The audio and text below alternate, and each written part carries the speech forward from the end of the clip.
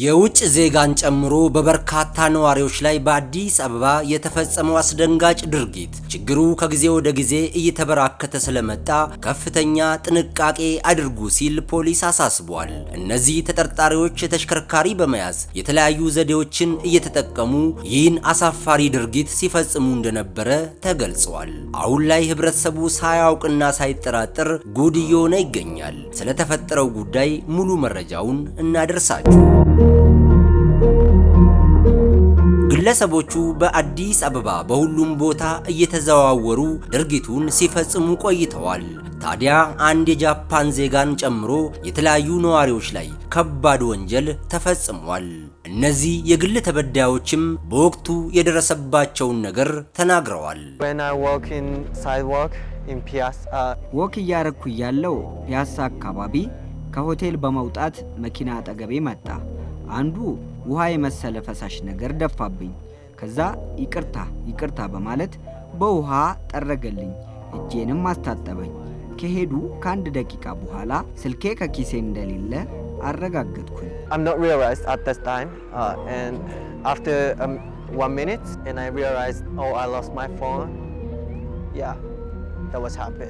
ከወንድሜ ጋር 200 ብር የሆነ ዕቃ ልገዛበት ነበር ብዬ 200 ብር ተቀብዬው አስፋልቱን ተሻግሬ ዞር ብዬ እያለ ማኪና በቪትስ ማኪና መጥቶ አክቶን እርጎ ጠቅሶ አክቶን ተፋብኝ። በጣም ይቅርታ ምናምን እያለ እየጠራረገ በጣም ይቅርታ እያለ ጠራረገና ወሰደብኝ። ልክ ከወሰደብኝ በኋላ ትንሽ ትዝ ሲለኝ ስልኬን ሳየው ስልኬ አልነበረም። ልክ ስልኬን ካዩት በኋላ ዞር ብዬ ሳይ 2 ፖሊሶች ነበሩ። ተከተሉልኝ፣ ስልኬን ወስዶብኛል፣ ተከተሉልኝ ያልኩ ያለ ተሯርጠን አመለጠ። ቅያስ ላይ ገብቶ ወዴት እንደሆነ ከሆቴል ትወጣለህ። ከዛ ደግሞ ባንክ ነው የሚሄደው። ከዛ ደግሞ የስፓልት ላይ ትገባ። ከዛ መኪና እዛ አቁም። ከዛ ደግሞ እኔ የስፓልት ላይ ነው የሚሄደው። ከዛ ደግሞ አንድ ሰው ከፊት አለ፣ 2 ሰው ሾፌር እና አንድ ሰው ግን 3 ሰው ነው መጀመሪያ። 2 ሰው ከፊት አለ። ከዛ ደግሞ አንድ ሰው ከኋላ አለ። ያ ሾፌር አይደለም የሌላ ሰው ወተት እንደዚህ ይላል ይነሱሪ። ከዛ ደግሞ ትወረዳለህ። ከዛ ደግሞ ይቅርታ አባ ይቅርታ። ሌላ ሰው ከኋላ ትገባለህ። እንካ አባ ውሃ እንካ። ከዛ ደግሞ እኔ ይሄ ነው ማየው፣ ይሄ አላየው፣ ይሄ እንደዚህ ይላል። ከዛ ደግሞ ስልክ ወሰድኩ፣ ገባ ሄደ። ከዛ ደግሞ እኔ እንደዚህ ይላል፣ ስልክ የለም። በቃ እዚህ ጋር ነው ቁጭ ብለው ተጠርጣሪዎቹ በኮድ 3 C06 552 አዲስ አበባ ሱዙኪ ዲዛይር ተሽከርካሪን በመያዝ ጃፓናዊ ዜግነት ያለውን ግለሰብ ያገኙትና ልብሱ ላይ ፈሳሽ በመድፋት የሚጠርጉለት መስለው አይፎን 17 ፕሮ ማክስ የዋጋ ግምቱ 206,000 ብር የሚያወጣ ሞባይል ስልክ ከኪሱ ወስደው እንደተሰወሩ መረጃው ለፖሊስ ይደርሰዋል። የውጭ ዜጋ በሚንቀሳቀስበት መልካ ሆቴል ተብሎ ከሚጠራ አካባቢ ወጥቶ ከኪሱ ስልክ ይወስድበታል። ስልክ እንደወሰደበት ወዲያው ከ2 ደቂቃ ከ3 ደቂቃ በኋላ ኪሱን ሲፈትሽ ስልኩ አላገኘሁም። እሱ መነሻ አድርጎ ወደ ሆቴሉ ይመለሳል፣ ወደ መልካ ሆቴል። ለመልካ ሆቴል ሪፖርት ሲያደርግ ወዲያው እነሱም በ2 ደቂቃ በ5 ደቂቃ ባልበለጠ ሰዓት ውስጥ ወዲያው ሲያሳውቁን ከግል ተበዳይ ጋር ሆነን የወንጀል መከላከል ቡድን መሪዎች የነበሩ በቦታ ላይ ስለነበሩ ተከታትሎ በጂፒኤስ እስከ ይርጋ ኃይሌ ድረስ አብሮት ተከታትሎ ይሄዳሉ። ልክ ይርጋ ኃይሌ አካባቢ ደርሶ መኪና አቆሙ ስለነበሩ መኪናው ታርጋ ይዞ ስለነበረ የግል ተበዳዩ ወዲያው መኪና ይያዛል። መኪና ከተያዘ በኋላ ቀጥታ ወደ ፒያሳ ፖሊስ ጣቢያ ይመጣሉ ማለት ነው። ወደ ፒያሳ ፖሊስ ጣቢያ ከመጡ በኋላ ተጠርጣሪዎቹን በህግ አግባብ መጠየቅ አለባቸው። ቃለ መጠይቅ ተደረገላቸው። ያለ ሁኔታ እነሱን ካስነ በኋላ መኪናውን መፈተሽ ነው። መኪናውን ስንፈትሽ መኪናው ከተፈተሸ በኋላ ከመኪና ውስጥ ተጨማሪ ከተሰረቀ ውጪ 5 ስልክ ይገኛል ማለት ነው። 5 ስልክ ሲገኝ 5ቱ ባለቤቶቹ መምጣት ስላለባቸው ወይም ደግሞ መታወቅ ስላለባቸው ከፍተን ቻርጅ አድርገ ነው ባለቤቶቹ መጥቶ የራሳቸው እንዲመርጡ ያደረግንበት ሁኔታዎች አሉ። በዚህ ልክ ስልኩ ክፍት ማድረግ ብቻ ሳይሆን ያልተደወሉ ስልኮች ላይም በአዲስ አበባ ፖሊስ ኮሚሽን የጋዜጠኛ ባለሙያዎች በሚዲያ ላይ እንዲያስተላልፉ ካደረግን በኋላ የተወሰኑ ግለሰቦች አሁን መጥቶ እየመረጡ ያለበት ሁኔታዎች አሉ። ከዚህ ጋርም ተይዞ ከአድዋ ድልድይ ፖሊስ ጣቢያ ምስራቅ አጠቃላይ ትምህርት ቤት አካባቢ እንደዚሁ በተመሳሳይ ቻይናዊ ዜጋ ላይ ተፈጽሞብናል በሚል እዛ ቤቱታ አቅርቦ ነበሩ። የአድዋ ድልድይ ፖሊስ ጣቢያም በደብዳቤ ጠይቆን አንድ መዝገብ እነሱ እንዲወስዱ ያደረግንበት ሁኔታዎች አሉ። አሁንም እንደዛው በተመሳሳይ ሁለተኛ መዝገብ በቦሌ ክፍለ ከተማ ሀርቡ ፖሊስ ጣቢያ እንደዛው በተመሳሳይ ተፈጽሞ መዝገብ ያላቸው ስለሆነ እነሱም መጥቶ መዝገባችሁ በደብዳቤ ጠይቆን ወደ መዝገብ እንዲቀይሩ የማድረግ ስራዎቹ እየሰራን ያለንበት ሁኔታዎች አሉ። በአጠቃላይ ከ5ቱ ስልኮች እየተመረጡ ያሉ ሁሉም ስልኮች ማለት ይቻላል ባለቤቶች አግኝተዋል። ስለዚህ ባለቤት ያገኙ ቢሆንም እኛ በራሳችን በፒያሳ ላይ የተፈጸመብንን መዝገቦች አርቲዲ እንዲቀርቡ አድርገናል። ቀጣይ ያለው ሂደቱን ደግሞ ከኛም ከጨረስነ የጠየቁን አካላቶች አሉ ለነሱ የምናስተላልፍበትና ወንጀለኛ በህግ አግባብ የሚቀጣበት ሌሎቹ ደግሞ ከዚህ የሚማሩበት ሁኔታ ለመፍጠር ቅድመ ዝግጅት እያደረግን ያለንበት ሁኔታዎች ናቸው ማለት ነው። በከተማችን አዲስ አበባ የማታለል ወንጀል የሚፈጽሙ ግለሰቦች የተለያዩ ዘዴዎችን በመጠቀም እንደሚፈጽሙ ነዋሪዎች ይናገራሉ። በአካባቢያችንም ሆነ በስፍራችን እንዲሁም በተለያዩ ቦታዎች ስንሄድ የሚያጋጥመን ብዙ አይነት ነገሮች አሉ። ያ ነገር የሚያጋጥመን ምንድነው? መኪና ላይ ብዙ የሆኑና ተሳፋሪ ሆኖ ምናምን ነገር ተደራጅተው ይመጡና ከዛ አንድ ሰው ሆነ ሁለት ሰው የቀረው ምናምን ይሉና ያን ሰው ያስገቡና ከዛ እነዛ ሰዎች ያንን ሰው አልሆነ ቦታ ላይ ጥረው ዘራርፈው ጥረው ይሄዳሉ ማለት ነው። ስለዚህ ሲሳፈሩ ሰዎችም ጠዋት ላይ ታክሲም ሲሄዱ እያዩ እያስተዋሉ መሳፈር ነው። እንደገና ሁለተኛ ደግሞ ጓደኛ ነገር ሲሄዱ የተለያየ ጓደኛሞች አሳልፈው እየሰጡ ጓደኛሞች እያሉ ከዛኛው ሰው ጋራ ይገናኙና ለዛኛው ሰው አሳልፈው እየሰጡ ብዙ አይነት ገጠሞች እናያለን። መልካም ሰውና ስነ ምግባር ያላቸው ሰዎች ምናምን ይመስሉና ሊጠርጉ ምናምን ይሉና አደንዘው ሰዎች ምናምን የመዝረፍ ባህሪ ያለ ማለት ነው። ስለዚህ ተለያዩ ቦታዎች እንደዛ እያደረጉ የተዘረፉ አልሆነ ቦታም ሰዎች እየወደቁ እያገኘን ስለሆነ ሰዎች ጠዋት ላይ ሲወጡ ሰው ቢተባቢ ምን ማድረግ አለብኝ፣ ሁለተኛ ድጋሜ እንዴት ሁኜ ነው ሰው እንዴት ሁኜ ነው መጠጋት ያለብኝ፣ እንዴት ሁኜ ነው መሳፈር ያለብኝ የሚለውን ሰው ከጠዋት ጀምሮ ይሄን ነገር ሴቭ አድርጎ ሊወጣ ይገባል ማለት ነው። የተለያየ አይነት ወንጀለኞቹ ይመጣሉ። ይገርምሻል፣ በግራም በቀኝ ነው የምንሰራው እና አክቲቭ ናት። ነገሮቹን በደንብ እንገነዘባለን እና ብዙውን ጊዜ ምን አይነት ነገር ያጋጥመናል መሰለሽ? ለውዝ ይበላል፣ ለውዝ ያኝካሉ። እነዚህ ሰዎች ለውዝ ያኝኩና በቪስ ነው የሚመጡት። ሁለቱ እዛ ጋር ሬዲዮ ነው ይቀመጣል። አንደኛውን በር ከፍቶ ማለት ነው ስልክ የሚያናገር መስለው፣ ከዛ አንደኛው አበጥ ያለ ኪስ ላይ መራቅ ይተፋብሻል።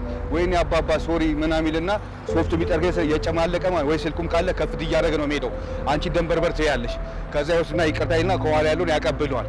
ከዛ ይሄዳል። በጣም ይቅርታ ጋሽ ይልና ገባ። ልክ 2 ደቂቃ በኋላ ወይኔ ስልኬ ስትይ ሰውየው የለም ማለት ነው። ስንት ሰው ሲያለቅስ ነው የምታየው። ያሳዝኑ። አንጀታቸውን ነው የሚበሉሽ። በቃ እመቤቴን ፓስፖርት አወጣሉ እያሉ ደግሞ ሌላ ምን ያደርጋሉ? ታክሲ ላይ ሸዋቿ የሚባል ነገር ደግሞ አለልሽ። ልክ 11 ሰዓት አካባቢና 8 ሰዓት 9 ሰዓት አካባቢ ነው የሚወጡት። አንቺ ድቅም ብሎ ስትሄጂ ግቢ ነው የሚሉሽ። የት ነሽ ነው በቃ የት ነሽ ይላል። አንቺ ደግሞ የምትፈልጊ ቦታ አልመትነግሪያቸው። ከዛ ልክ ሲገቡ ነጠላ ስለስ የለብጠው ከሰው አለ ነው የምትይው። ከዛ ሲል ዞር እንዳልሽ እዛው ትታነቂያለሽ። ያለሽን ወስዶ ይገፍቱሻል፣ ወይ ደግሞ ትራፊክ መጣ እየተባለ ማለት ነው። በዚህ መልኩ የሚፈጸሙ ወንጀሎችን ለመከላከልና ለመቆጣጠር አዲስ አበባ ፖሊስ ዋና ጠቅላይ መምሪያ በርካታ የወንጀል መከላከል ስራዎችን እየሰራ እንደሚገኝ አስታውቋል። በአራዳ ክፍለ ከተማ በተለይ በፒያሳ ፖሊስ ጣቢያ አባል የሆነ አመራር ቅድማ ሰጥተን እየሰራን ያለ ነው። በህዝብና በውጭ ዜጋ ላይ የሚፈጸሙ ወንጀሎችን ቅድማ ሰጥተን እየሰራን ያለንበት ሁኔታዎች አሉ። አንዱ ይሄን ቅድማ ሰጥተን የምንሰራበት ዋና ምክንያቱ ህዝባችን ከጎናችን ተሰልፈው እንዲሰሩ አሳምነናቸዋል። በተለይ በማህበረሰብ አቀፍ ፖሊስ አገልግሎት ላይ በህዝብ ውይይት ላይ የመጀመሪያ ስራ የምንሰራው በሻሻ በራይድ የሚፈጸሙ ወንጀሎችን አስቀድሞ ምን ማድረግ እንዳለባቸው ጭምር ግንዛቤ እየፈጠርን ያለንበት ሁኔታዎች አሉ። አንዱ በከተማ ደረጃ እየተፈጸመ ያሉ ወንጀሎችን ለመከላከል ህዝቡ የመጀመሪያ ስራ መኪና ከመግባታችሁ በፊት ጨለማ የሚሆን ከሆነ ታርጋን መዝግቦ መያዝ አለበት። ታርጋን ካዙ ምን ማድረግ አለባቸው? ወንጀል ብፈጽምባቸው በየአቅራቢያው ያለው ፖሊስ ጣቢያ በመሄድ ይሄ ታርጋ ቁጥር ወንጀል ፈጽሞብኛል ብሎ መጠየቅ። ከዛ መነሻ አድርጎ ፖሊሱ ደግሞ የራሱን ስራ የሚሰራበት ሁኔታዎች ይኖራሉ ማለት ነው። ሌላው በራይድ ከሆነ በስልክ አፕሊኬሽን የሚጠቀሙ አሉ። እሱም በተመሳሳይ ትክክለኛ የተደወለበትና ያልተደወለ መሆኑን መረጋገጥ ነው። አሁን ተደውሎለታል ተብሎ ያልተደወለለት አካል መጥቶ ይዞ ሊሄድ ይችላል። ይዞ ከሄደ በኋላ ያለውን ንብረት ተረክቦ የሚሄድበት ሁኔታዎች አሉ። ሌላው መኪና ውስጥ ሲገቡ መኪና ውስጥ እቃ አስቀምጠ እቃ ሂድና እቃ ግዛልኝ ወይኔ ይሄን አምጣልኝ ብሎ በሚልክበት ሰዓት ያለ መውረድ የሚወርድም ከሆነ የራሱን ንብረት ይዞ ወርዶ ማድረግ ያለበትን ነገር አድርጎ መመለስ አለበት እንጂ ንብረቱን እዛው አስቀምጦ መሄድ ከሆነ አንዱ ለወንጀል ተጋላጭ እየሆነ ያለበት ሁኔታዎች አሉ። የማታለል ወንጀሉ የተፈጸመባቸው የግል ተበዳዮችም ንብረታቸው ስለተመለሰላቸው ደስታቸውን በመግለጽ ስለተደረገላቸው ነገር ሁሉ ለፖሊስ ምስጋናቸውን አቅርበዋል።